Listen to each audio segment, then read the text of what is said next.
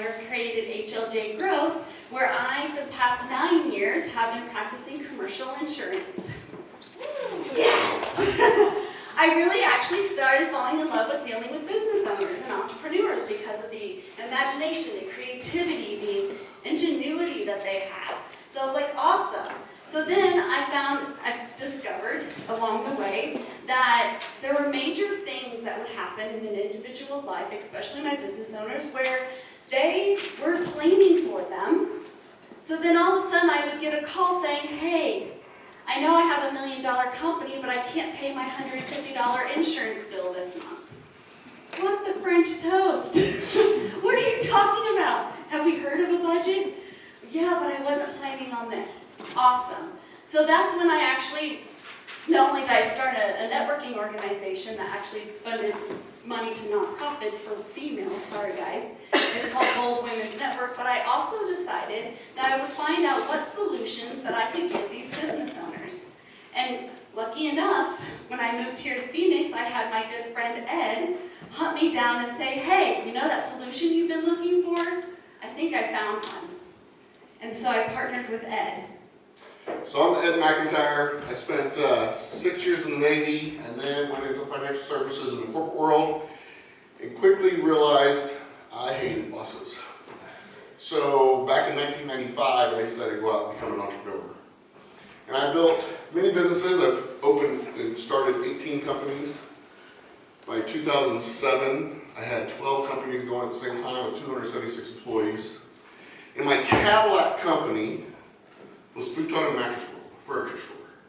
I had a furniture store in Tulsa, one in Stillwater, Oklahoma, one in Fayetteville, Arkansas. I disliked buying stuff at wholesale and then reselling it, so I decided I could make it better, so I started a manufacturing company also. And that was my key company. I had many other smaller companies, but that was my money maker. That was my retirement. That's what financial people come back to me and say, hey, we should talk. I'm like, I used to be in financial services. I did it as a stockbroker. I know about money. I have $1 million of inventory. I have a retirement right here. Until 2008 hit. 2008, crash of 2008. I doubled my advertising budget. I was all over TV, and I still couldn't get anybody to walk in my stores. You couldn't get a divorcee guy come in. Used to sell him a really nice mattress set because now he has no mattress. Now you want your loss leader on TV for $199 I'm losing money on. You can't sell him anything else. And the married couple that's happily married and just uncomfortable with their backs every night, they don't even walk in my store anymore because everybody's holding on their money and can't figure out what's going on in the world. So every company I've ever started, I've made money from the very first month. I've been pretty good at figuring out how to make money from the get-go. So the very first time we came up short, I was like, what? What do you mean we lost money? It's a fluke. It'll be better next month. It'll be better next month. And by August, I lost $1.8 million and I had to shut down a bunch. All my companies had shut down. So, it was at that time I started looking back into the financial world going, everybody's bleeding dry right now. What are the super wealthy doing? You don't hear about them on the news. You don't hear about anything about Warren Buffett lost $10 billion in the stock crash. Even though the market's down 54%, he's not on the news. But every small business owner and every average American just trying to make a living is shutting down their mortgage companies, their restaurants, and everything else. All those business owners that had a dream like me that this is my retirement, someday I'm going to sell this business, or I'm going to do a GOB and just walk off in the sunset, is gone. So today, Pam and I are going to teach you guys a little bit about the fundamentals of money. We're going to talk a little bit about belief systems, programming, and how things might want to look somewhere else, because your business may not be your retirement. It very well could be. I've sold a few companies for a lot of money, but at the same time, it might not be. So we're going to start back looking at a little history. If you look at a financial teeter-totter, on one side we have risk. And on the risky side we have things like stocks and mutual funds, commodities, gold, silver. All those things are really great. And what we love about that risky side is there's a huge upside potential like about it is just like last year, a lot of people found out, you can lose it just as fast. So then on the opposite side, here we're talking about safety. In safety, we have super exciting stuff, like CDs and money markets, or even our mattress. You know, put a little bit of money underneath side. I just want to know that it's there. I just want to be able to touch it. What we love about that safety side is there's that risk of loss is eliminated. What we don't really like about it is the upside is less than inflation. So you're losing money anyway. So if you go back and you look at the history, we go from 2000, actually from 1980 to 2000, the stock market was a rocket ship. It was going up, you could throw a dart at any stock, buy any stock and make money. It was up every single year for 20 years. Then by 2000, we hit the highest point we'd ever seen in the market. In 2001 and 2002, we had a 45%, media called a correction, dot-com bust. And at that time, we started saying to people, hey, do you think you should move some of your money from that risky side over that safety side? They're like, Ed, are you crazy? This was a total fluke. This will never happen again. And sure enough, by 2007, we were actually 4% higher than we were in 2000. People were throwing block parties, celebrating, woohoo, dancing in the streets, I got my money back. But think about that for a moment. This goes to that programming thing. Today, we're all about what's in it for me today. We don't think about the big picture. If I told you today, you give me all of your retirement money, 7 years from now, in 2030, I'll give you back the same amount you had today, who wants to do business with me? What? Crazy when you think about it like that. And people were so excited to get back to where they were at. And then 2008 hit.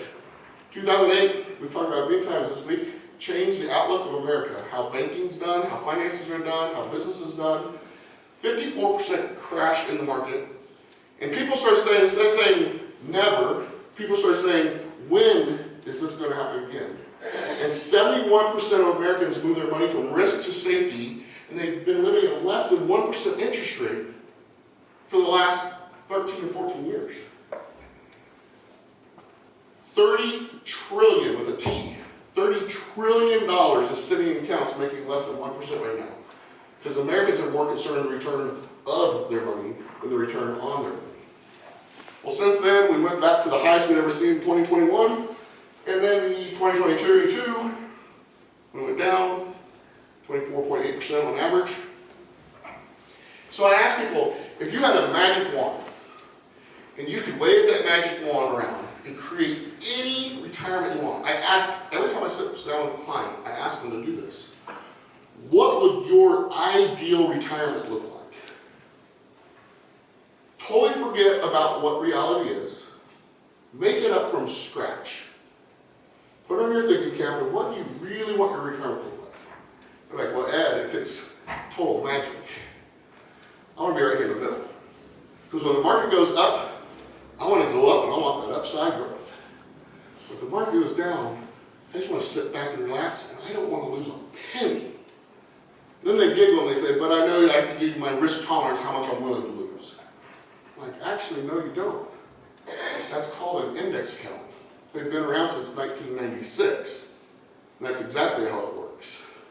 So, we're going to get back to that in a moment. But first, we want to talk about a couple financial principles with you guys. We're going to talk about compound interest and non-taxable accounts. Okay, so compound interest. You can think back into your school days if you were even taught what compound interest was in your school days. My great friend and pal, Albert Einstein, discovered this mathematical formula that he called the eighth wonder of the world. He also termed the phrase that those who understand it, earn it, and those who don't, pay it. So remember that through the rest of this presentation. Warren Buffett says is the most single powerful factor behind his financial success is that compound interest and his ability to use it. So what is this compound interest formula that we're talking about? Well, compound interest is the ability of an asset to generate earnings, and then those earnings are reinvested to generate even more earnings. So I think of it kind of like a snowball down a hill, right? You have your snowball, you let it roll down the hill, it accumulates snow, and then that snow accumulates more snow, and it gets bigger and bigger and bigger, right? So to make it a little bit easier, so our mathematical minds of today summed it up into one number, 72. The rule of 72 states that you take the interest that your money is earning and you divide it into the number of 72. The answer of that will tell you how long it takes for your money to double, which is a powerful, powerful thing. So let's put it into practice. All right, let's take the triplets, all 29 years old. Their grandmother passed away and left them each $5,000. And she said, listen, you can't add to it, you can't take it away, you can't touch it until you're 65. So invest it and let it grow. So where do you think the first sister went? Where do we all go? The bank had a CP. Bank, yes, absolutely. Because that's what we've been programmed, has been like one of the safest places to put your money.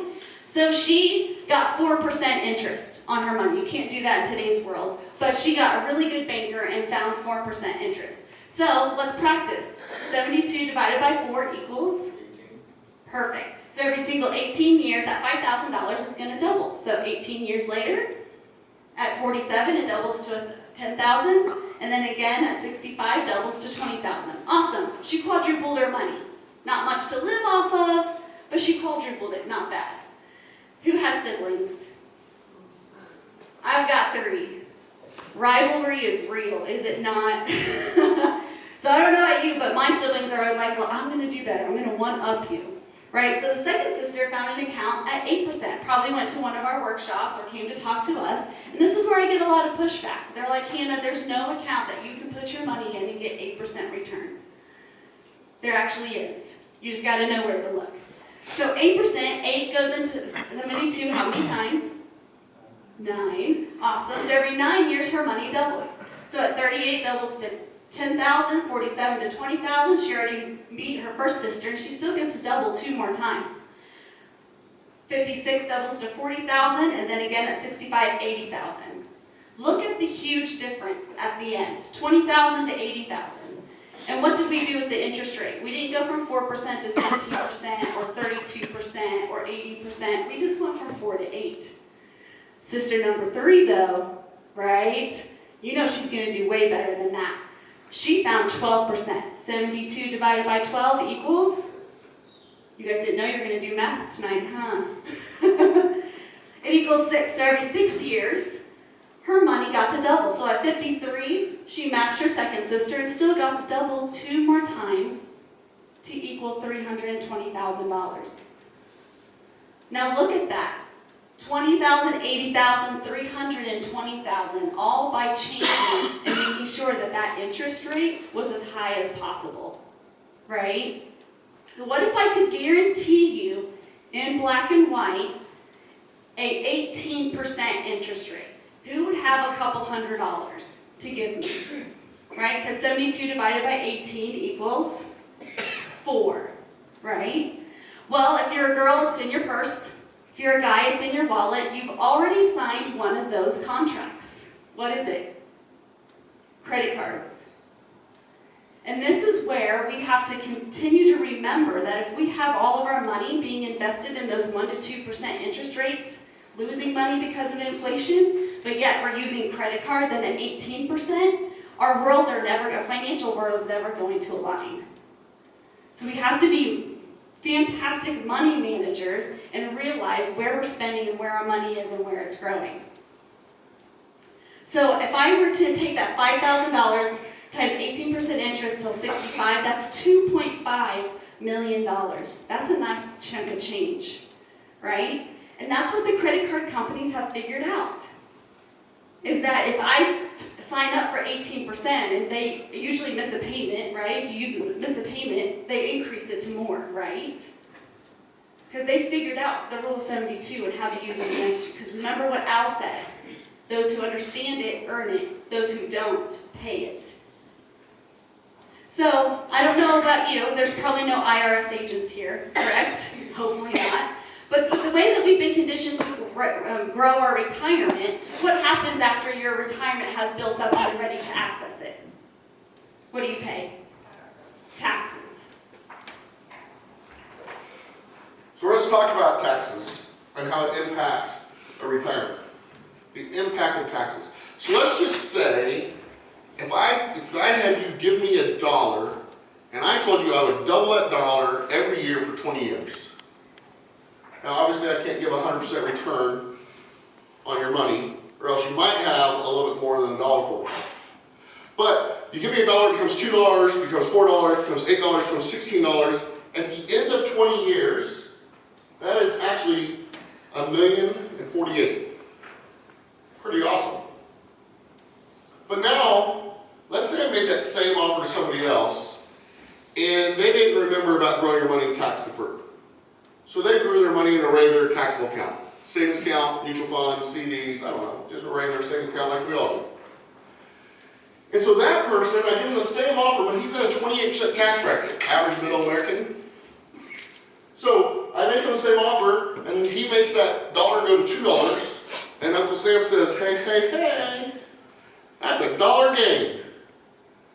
I want my 28 cents, please, so really you only have $1.72. That doubles up to $3.44, which is going to tax back down to $2.96. That doubles up to $5.92, which taxes back down to $5.09. Double tax, double tax, double tax, double tax. So if this one at the end of 20 years was $1,048,000, what's this number going to be? Now the first time I saw this, I thought, well, 28% taxes, that's about 30%. 30% of, round that down to $1 million, $300,000, so it should be right around $700,000. But you know, I wouldn't be showing to you if that was that simple, right? So, my number one and number two guesses. 500,000 or 250,000? 250? If you thought 500,000, you're close. Because it does start with a 5.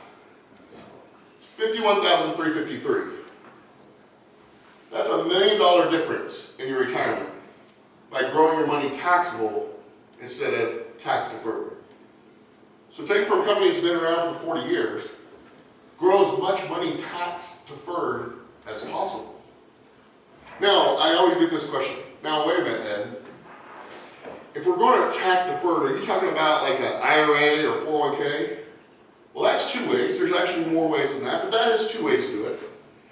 Well, don't I have to pay taxes on that when I retire? Absolutely. Uncle Sam's going to want his money. And if you're still not taking it by your certain age, they're going to require you to start taking back your money, called RMDs. So they're going to get their taxes. Now, do we think taxes will be higher or lower by the time you retire? Higher? I think they'll be higher. Let's say taxes are 50% by the time you retire. Is 50 or 524,000 still better than 51? Absolutely. So it's imperative to grow as much money tax deferred as possible. But what if I could show you how you could grow that tax deferred and then access that money 100% tax free so you get the whole entire million? We're going to talk about that here in a minute. And I'm not just talking about a Roth IRA because that's really limited. And you can access that money anytime you needed it if you wanted to use it for investment or anything else. That's what we're talking about. One other thing I'd like to point out on the slide, Hannah was just talking about compound interest. Remember what I said earlier at the very beginning, how we're kind of programmed on thinking about today. We don't ever think about the big picture. Look at that, year 10. You got $1,024. Here's what happens with Americans today. We work at a job, they offer some 401k, we contribute to it, they match it, then you leave the job and you go to another job. And the 401k is not really that big because you're only there for a few years contributing and you think, oh, you know what, it's not even worth it. It didn't really grow that much. I'm just going to take the money out and I want to use it to buy this car or buy this video game or go on a vacation I deserve before I start my next job. And it's just a little penalty of 10% to pull it out, plus I got to pay taxes. What's 10% for me to go have fun today? But look at that. That 1,000 turned into $1 million because of compound interest, the way compound interest worked. And it just showed the importance of how it's compounding every so many years, depending on what your interest rate is. So think about that when next time you go to leave a job, before you pull that 401k out and just go spend it, what you're giving up in retirement instead. So, earlier I talked to you about index accounts, waved the magic wand. So you can take the upside of the market and never lose a penny. And you're like, what? Because that's what I was like in 2009 when I found these, and I used to be a stockbroker. So, what the heck is an index account? How can you fund one? Well, you can fund it 3 different ways. Basically, you can do rollovers, 401ks or IRAs, they can go into index accounts. You can do lump sum money, you might just have money laying around in your checking account that you want to do some savings with. Or you can do monthly contributions and put them into monthly. And all that money goes down to a big safe, and your money sits in that safe, and it looks at an indice to create interest to your account. So indices are like the S&P 500, NASDAQ, Credit Suisse, Barclays, those are indices. So let's say the first year the market goes up 8%. They come over to your account, they credit you 8%. Well, that's a lot better than 1% from the bank. But let's say the next year the market actually goes down like it did last year. Well, if the market goes down, because your money's all sitting in that safe, it's not actually in the market, they're just looking at the market for your interest credit. It has a 0 floor. So that year you get a 0. You didn't lose a penny. You still have all your money. And then the next year, let's say it goes up 12%. Now there's all different kinds of index accounts. Some of them, you get all the 12%. Some of them, you get more than 12%. But others, they have what they call a ceiling. So let's just say this particular one has a ceiling of 10%. They come over and they credit you 10%. My clients are like, I'd much rather never lose a penny and either get all the market or some of the market to never go backwards. So, to give a better example of this, Hannah's going to show us what $100,000 would do in comparison. Okay, I have an evil aunt. Does anyone ever have an evil aunt in their family? So I use her for all my demonstrations. So her name is Connie. So Connie decided that she wanted to put $100,000 into her stock market because she's an entrepreneur, she's a business owner, she's actually a speech therapist, and she said, you know what, I need to grow something for retirement, so I'm going to put it in the stock market. Awesome. So in 2000, she puts $100,000 in there. And then what happens the very first 2 years, as we saw before? It goes down 45%. So now she's got $55,000, sorry. Well, had she put it in an indexed account, remember, it goes into the safe and it never loses money. So it would have just been credited 0, because once money is put into your safe in an indexed account, it can never be taken out. So then, of course, in 2003, the market went up a little. And so the index account would have gone up a little. In 2004, the actual market actually went back down, and so the index account, again, just went sideways. So instead of going up and down, it's like a stairway. It goes up and over, up and over, up and over.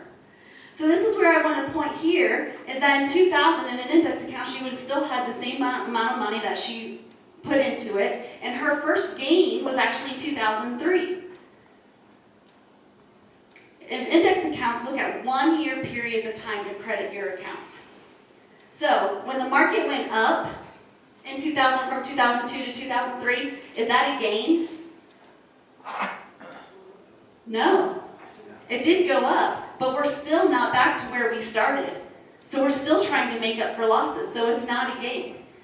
So in an indexed account, our first gain was actually in 2002, 2003, when the market went up. Because that's the power of never losing any money. You're never making up for losses. So then, of course, from 2004 to 2007, we finally went up to over 4% of where we started, and so the index account would have done the same. And then, of course, 2008, we went down 54%, and those who had their money in an index account just went sideways. They never lost money. They were looking over the cliff of all those people saying, oh my gosh, what am I going to do? And they were sitting back drinking mojitos, not worried a single bit about losing any money. Then, of course, from 2008 to 2020, it just skyrocketed. We had a little bit of a hiccup in 2016, but it skyrocketed, and so did the indexed account. Then, of course, we know in 2001, COVID hit, right? 2021, market went down. We recovered a little bit in 2002. And then it went down again for 2003, and we're still going down. And right now, our index accounts are just sitting at 0, making sure that our clients never lose any money. So at the end, right now, how much money do you think we have in the index account, or I'm sorry, in the stock market? She has about $360,000 in the stock market. Well, because she never would have lost any money had she put it in the index account, what do you think it is? It is $443,000. Huge difference by never having to actually make up for any losses. Benefits. You can access up to 90% of that death benefit. That's up to $900,000 deposited into your account to use it for whatever you want to use it for. She goes, well, the doctor told me that there's some experimental treatment over in Europe that I could try, but insurance doesn't cover that. He goes, awesome. Well, let's do $200,000. She was like, actually, can we do a little bit more and save the rest for the girls so that I don't have to worry about working? He said, absolutely. Let's do $250,000. So she took the $250,000, went over to Europe, got the experimental treatment, and it was 2 years ago? Yep. Maybe 2 years ago, she walked her eldest daughter down the aisle at her wedding because she's alive and well today. And not only did that make a huge impact in her life because she was able to raise those girls, but it made a huge impact in those girls' lives because they weren't raised in a foster care system and given a $500 check when they were 18 saying, hey, your mom thought about you, here you go. They are actually raised by their mom in the comfort of their home. And then the third one is a chronic illness. So chronic illness we talked about a little bit with Bob and Joe. So chronic illness is if you can't do 2 of the 6 means of daily living. The 6 means of daily living, think about the first 6 things that you do when you get up out of bed in the morning. You go from laying down to standing, that's transferring, that's 1. You feed yourself, you bathe yourself, you dress yourself, hopefully, right? You feed yourself, bathe yourself, toilet yourself, and you can also hold your bowel movements until you get to the toilet. That's called incontinency. Those are the 6 means of daily living. Now, if you can't do 2 of those 6, you are considered chronically ill. And in this situation, like we saw in Bob and Joe, you can get up to 2% of that benefit, that $1 million. That's $20,000, and that doesn't seem like a lot. A lot of people are like, Hannah, you went from 75% to 90% to 2%. What's up with that? Well, remember that 2% is monthly. You get that per month. And now this is where I get a lot of younger people, my generation, saying, oh, well, I'm active, I eat well, that's not going to happen to me. Do you know how many claims we have filed for kids shattering their hips in football practice? Someone went driving to work and got in a car accident and completely had to have a knee replacement and couldn't walk for a while. They had trouble doing their daily job. What if you in your business got into one of those situations and you needed time to recover, but yet you're there and you're the person swinging the hammer? Can you swing the hammer with only one arm? And usually it's the one that you need the most, right?